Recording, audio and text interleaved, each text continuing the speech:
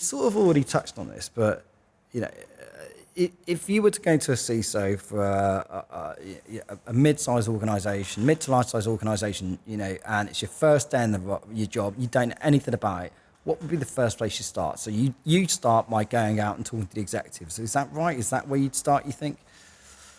So there's you need to understand the environment, right? And so yes, I would, if I can put a few things in first. It doesn't have to be necessarily in this category, but this is the grouping of things I would need to do. Yeah. Yes, I need to go talk to the executives and understand the language of the company, what drives it, what's important.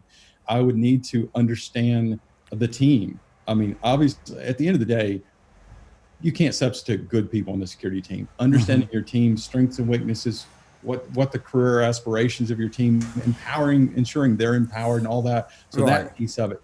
But then the other piece of it is start to understand, I'll go ahead and, I know as a CISO I shouldn't say it, but to understand the technical footprint of the company.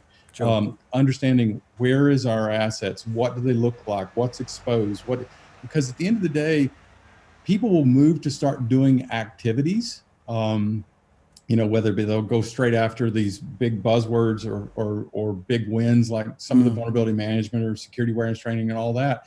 But here's the way I look at it.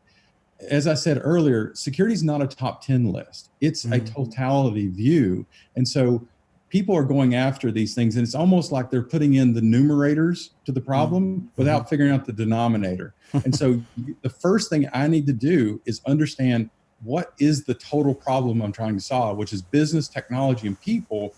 And once I have an understanding of how broad the problem is and how I go about it, then I can go in and look and say, I've got 50% of this done, so I've got half the problem. Now I'm understanding the numerator in the context of the denominator. Because if I have 50 things out of 100, that's different than 50 out of 60. And then that's the thing I try to need to understand to start making progress. Right. That's right. And why do you think so many CISOs struggle to stay in their roles for a period of time? What's the main reason for that? Do you think, I mean, it's a very big question, I know, and there could be 1,000 reasons, but what's your view as to why you think 10 years is so short for CISOs? And again, I was just having this conversation. What is sad, I think, is to some degree, it's not how much a CISO knows. It's not even necessarily the technical strategy or the approach. It's all people skills, to be honest. Every CISO that I've seen fail has been, they were not able to connect with— Frustrated.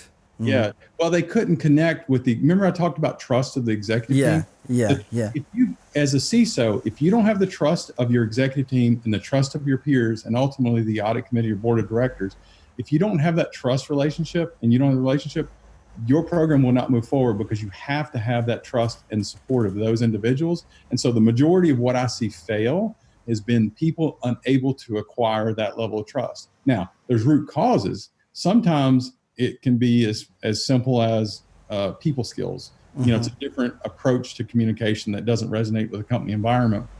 Other times, it's a lack of credibility because some technical skill or some strategy that's not a correct strategy. So you need to understand why that is. And there's a couple ways to solve it.